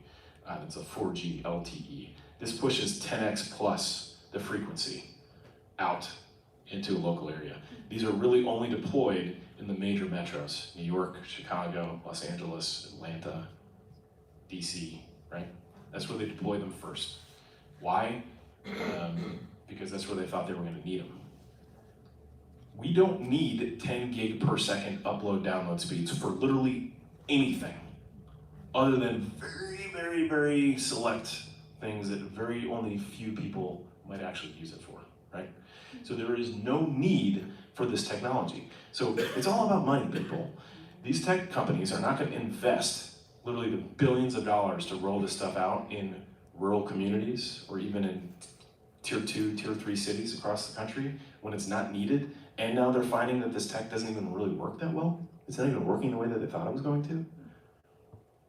Is it a threat? Definitely, in those cities. If you live downtown in these major metro areas, as I was talking to someone earlier before, I'd be very worried and concerned because you're being bombarded. You're basically standing next to a microwave oven all day, everywhere you walk, right? That's not healthy for you, yeah. So, I came from Houston, and after Hurricane Harvey, these things were everywhere.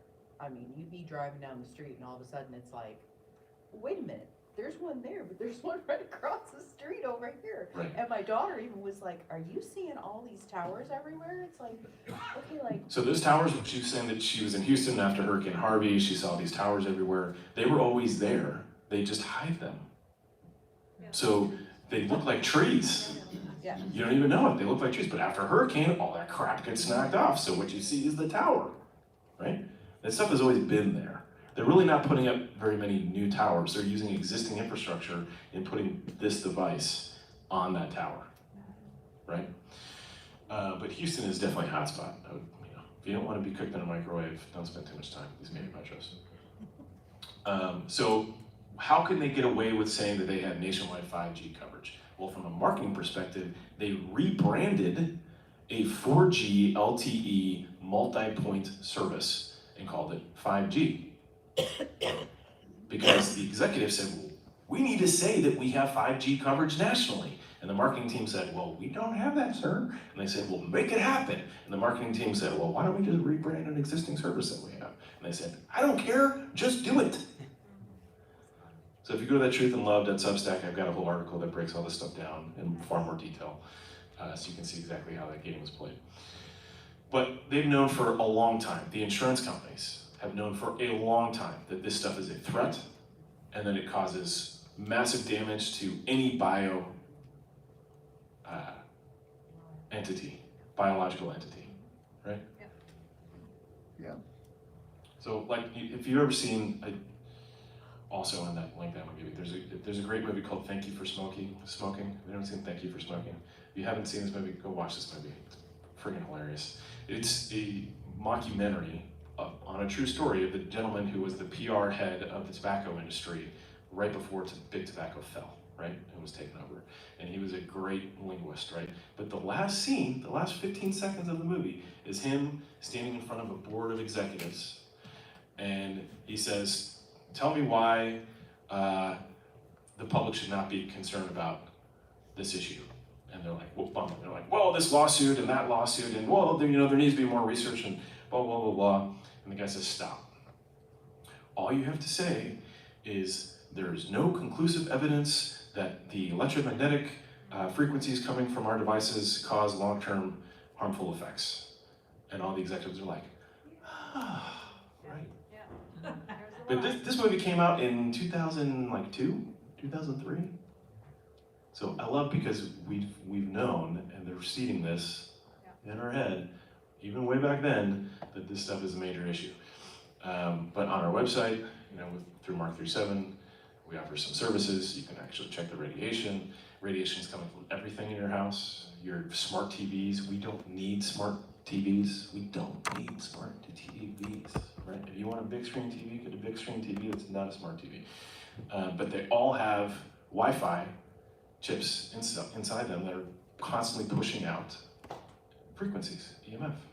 You will find that you will sleep better. Just take your phone and put it in a different room at night when you're sleeping. People say, but it wakes me up in the morning with get an alarm clock. Right. Exactly. Remember we had alarm clocks? Yeah. So get this stuff out of your house. Anyway, so this stuff is concerning. It is an issue. I highly encourage you to learn more about it. That's another way that they're trying to kill us. Yeah. Sean, do you think that we should be unplugging our Wi-Fi and our Alexa if we have one, or what do you think of Alexa? Yeah, get rid of Alexa for hands Yeah. up. There was actually just recently. What was her statement? I didn't hear. Sorry, she was asking, do you think we should be unplugging our Wi-Fi and getting rid of our Alexa, right? People say, well, I need Wi-Fi for my phone. Well, do you have a data plan on your phone? Because if you have a data plan on your phone, unlimited data on your phone, where do you need Wi-Fi to connect your phone to the internet for? Well, my gaming system, my Xbox, my kids play Xbox, whatever. You can hardline Ethernet cable that into the device. You can do that with the your smart TVs. You can literally put an Ethernet cable into the smart TV. Yeah. Do you think like the Shungite gems and stones and all that, like there's truth to that where it's jewelry? I'm not going to comment because I'm not an expert on that. The people, I can only tell you the conversations I've had. And I actually have an interview with someone on that Truth and Love Substack account on my article on EMF and 5G mitigation realities. What he has said makes a lot of sense to me, and the testing that they've done and I've done has conclusively proven this. The stuff that says that it will absorb it and diffuse it, I don't want to be wearing anything on my body that's attracting that stuff, right? Maybe put it somewhere outside my house or in my attic, so it's absorbing it, it's sucking it away from where my family is and where I am. They have tabletop ones that you can, like put in. So that might make sense, but again, I'm not an expert. I don't want to tell you what to do or not to do from that perspective. But what I do recommend is that people get the testing equipment so that you can see what that is in your house, right? People who live in inner cities of even Charlotte, downtown Charlotte, When they turn this thing on, they're like, holy crap, in my own home, in my bedroom, it's literally at or higher than just standing right next to my microwave when it's turned on. Why? Because there's a 5G tower or 5G equipment standing right outside of their window, blasting right inside of their window. So being aware of that, we need to be aware of it. Yep. Is there any type of container that you put your phone in that actually Yes. flushes? Even the Yes. Even the metal. So I have two with me. So this is a company, made in the USA product. They have ones that are not made in the USA, but is a USA company, and we're interviewed their leadership, good folks, they're out of California.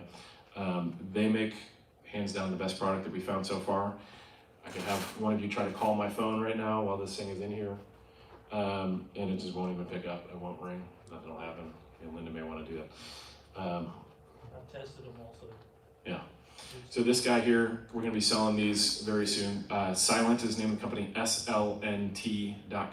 If you go to slnt.com and you use the coupon code MARK37, you'll get a discount on your checkout. But we're actually gonna be selling these on our website shortly. This is like 2 weeks ago. I just found these guys. And I found them because the other product we had here, which is good, this blocks about 97%. Good product, not as good as this product, right? Much cheaper, much more expensive. Works well, works even better, right? But these, in fact, if someone wants to buy one of these, I'll say this for like $40. This retails for like $50. This retails for close to $90. What is the product called though? It's a Faraday bag, Faraday, Faraday bag.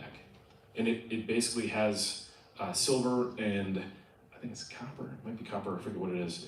It's a metal mesh, right, that will block any frequencies. So I use this when I go through airports, when I'm going to the grocery store, if I have to go to the mall for whatever reason, or Costco for whatever reason, I put my stuff in this. Put my laptop in it. Credit cards too? For me, this has both sides of this is a RFID and blocking itself, in and of itself. And this is the Ridge wallet. You just have to look it up. All this stuff is readily available online, just look it up. So there are options. So the question was, are there bags that you can put your devices in that will block the frequencies? Yes, there definitely are. Yes, sir. Can people leave messages when your phone is, or do you just lose that call? It gets nothing, right? The second you take it out of the bag, it's gonna start receiving all that. It's not like it disappears, right? It'll be blocked until you turn it on or take it out, and then it will start receiving all that data and all those phone calls and missed calls and text messages and whatnot. You don't lose it. You do not lose it. But all the tracking that would go on is also lost. Like you go to Correct. the store, Correct. you went to, yeah. So if So- your phone is off, can it still track you? If your phone is off, can it still track you? If you have a Apple or Google phone, yes. How do you know your phone's off? Yeah. Because the light tells you so? No. That was just a question. Yeah. Well, I'm just saying, Yeah, just ask I'm just questions. saying, people think, oh, if I turn it off, I'm Right, not that being was- tracked. Yeah. No, it's still on. Great question. All right, so I'm going to quickly go through this, but this is.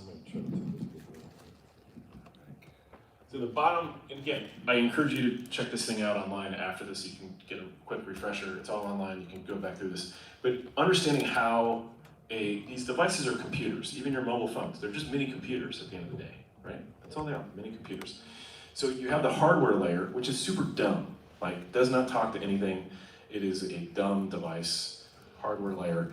On top of that, you have what's called firmware. Firmware allows for the hardware to talk to itself, to other pieces of hardware, and to the operating system.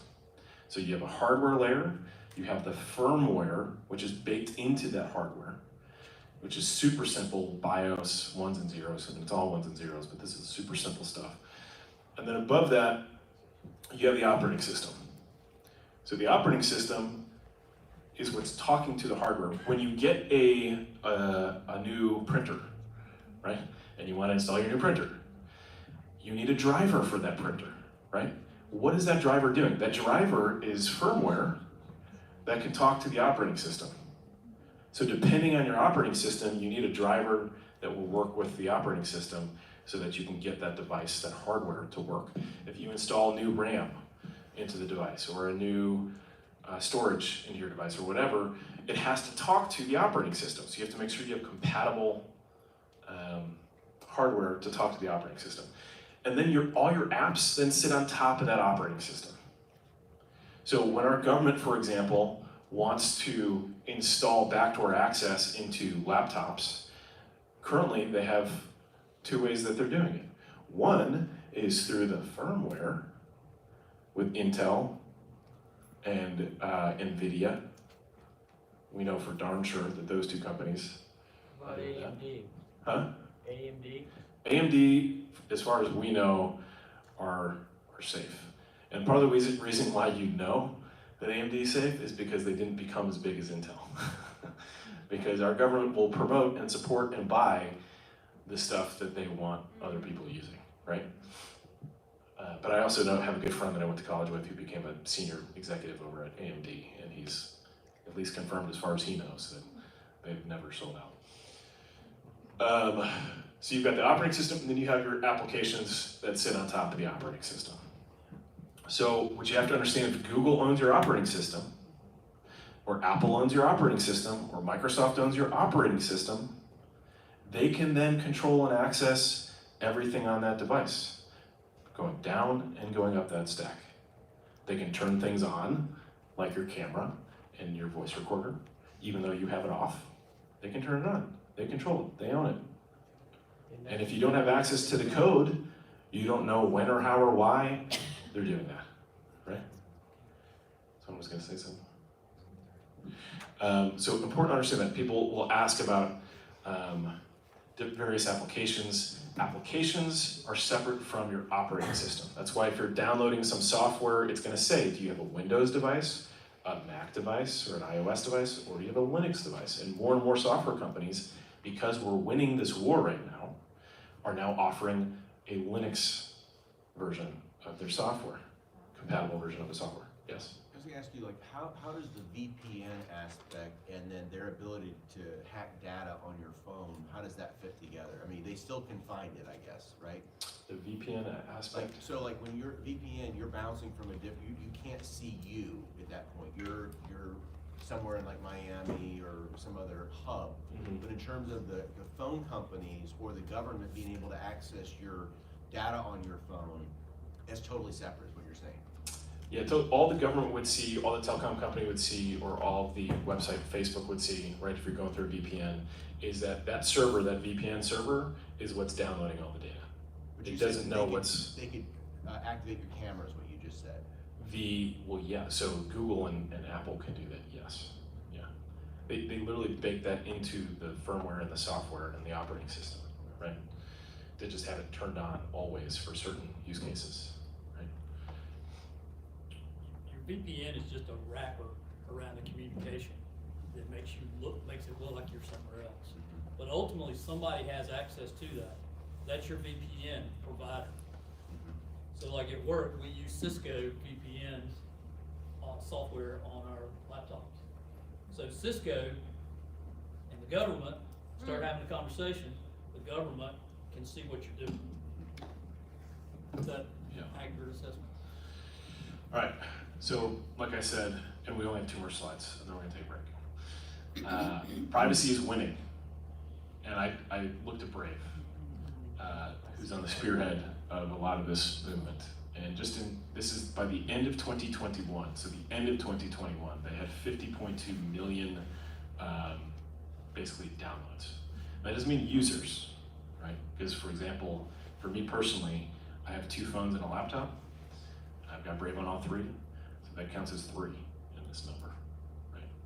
But I would say there's probably at least 10 to 30 million people using Brave, humans using Brave. That's good when there was 5 years ago. I mean, that was 2021. This number, they haven't released these numbers yet, but they're probably triple, right? Easily. So that's all very good sign. And this is globally, but this is all very good sign. This is where I still believe that we have about 3% in this country who are in rooms like this right now having these types of conversations, and that number is slowly growing. So we have a tyranny of the minority disguised as the majority. If you haven't used that phrase or heard that phrase, write it down. We have a tyranny of the minority disguised as the majority. That's what we're living in right now. So I already mentioned some of these companies, Liberation Tech, basic hosting, like GoDaddy. If you need GoDaddy type services, Liberation Tech is there. If you're a small business and you want a conferencing system that works just like Zoom, Zoom is to video conferencing as TikTok is to social media. Zoom is literally owned by a Chinese company. Why in the world patriot groups are still using Zoom is just freaking beyond me. Jeff. Yeah. That's so awesome. Yeah. So Liberation Tech. Jeff.pro. Jeffrey Peterson, he's a close friend of mine, business partner of mine. He's a open source advocate. He's a brilliant human. He's trained alone over 1,500 people in the last year and a half on how to escape big tech. And he's got video tutorials. If you go to jeff.pro/MARK37, you can get a whole month worth of training for $1. You can learn, if you really want to geek out on some of this stuff, you can get it for $1.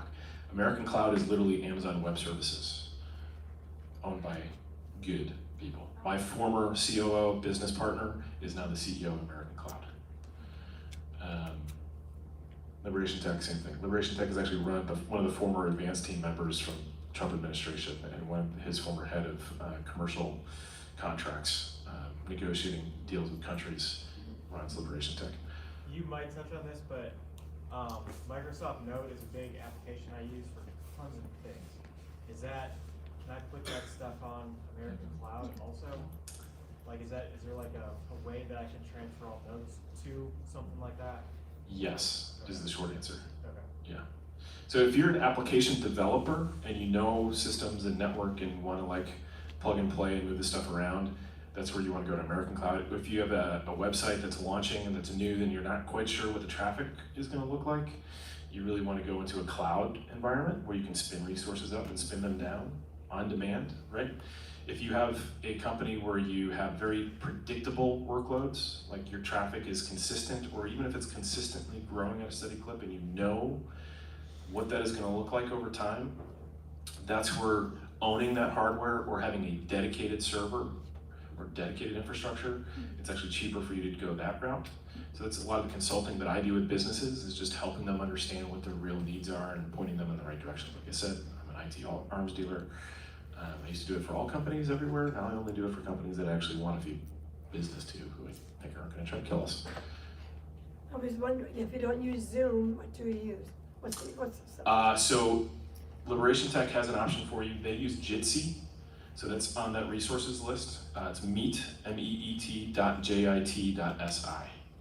So it's not like FaceTime. You could do like a Zoom with that. You can, yes. So with a handful of customers and my family now, I've got them all now using Jitsi. If you have less than 25 people, it's free. Meet.jit.si. Open source, again, so Jitsi is an open source video conferencing solution, has all the tools that you would need that Zoom has. You can record stuff, you can do everything that you can do on Zoom, you can do on Jitsi. People say, well, what about my FaceTime? Sorry folks, FaceTime won't work. So for those people who say, well, I still need my iPhone or I still need whatever, their device, I say fine. Leave it in one of these in your house. And if for whatever reason you want to pull it out and use it for your, a lot of people will say, well, my banking applications say that they require Google Play services. I'm yet to come across someone whose banking app will not work on one of our open source devices. They say that, and yet it still works. So I don't know what the hell's going on. How did I get on that tangent? The applications. So a lot of the FaceTime won't work. You can just pull it out, then you use it, you do your FaceTime with your kids, and then you put it back in here and put it away. Right? And your FaceTime will work so long as you're logged into your Apple account on that device, even though the SIM card is in a different device. You can be logged into your account I mean, think about it. This is what Apple has done, Google has done. You can have multiple devices that are all attached to the same account. Your laptop is speaking to your phone, is speaking to your whatever, right? So you just have that device as an extension of your number.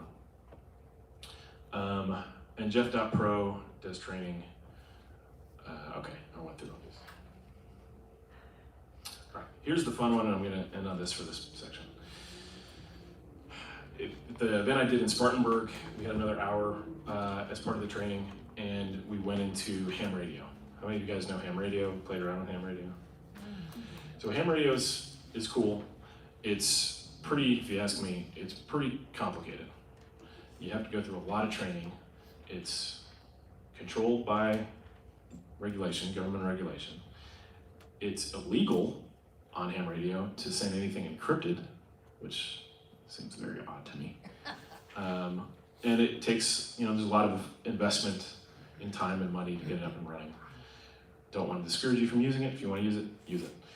For me, I'm more interested in this type of stuff. So if you go to look up LilyGo or RNode with Meshtastic. LilyGo and RNode is the hardware. Meshtastic is the software. This can allow us to build mesh relay systems. So if you live within a mile of me or 2 miles of me, and Linda's within 2 miles of you, we can still talk to each other and be on our own closed network communication system. It's not voice call, it's all just text messages. It's all just messaging systems back to each other.